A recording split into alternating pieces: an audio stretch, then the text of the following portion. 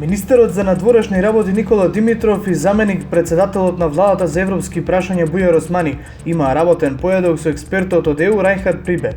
Како што соопшти МНР, министрите ја афирмирале пред европскиот експерт посветеноста на новата влада за неопходните реформи на евроинтеграцијскиот пат.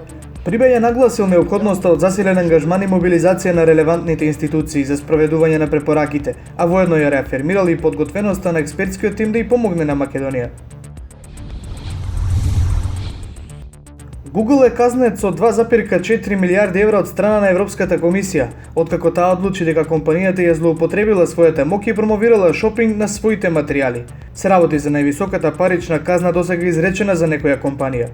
Според комисијата, Google не дозволил фер конкуренција и на европејците им ја скратил можноста од избор при купувањето онлайн. Америка ги предупреди сириските власти дека има индиции за подготовки на нов хемиски напад и го предупреди председателот Башар Ал-Асад дека ако истиот се случи, виновни ќе бидат и тој и Русија. Според Белата куќа, активностите кои тие ги следеле во Сирија биле слични на амбиентот пред да се случи последниот хемиски напад, по кој Доналд Трамп нареди бомбардирање на воена база на Сирија.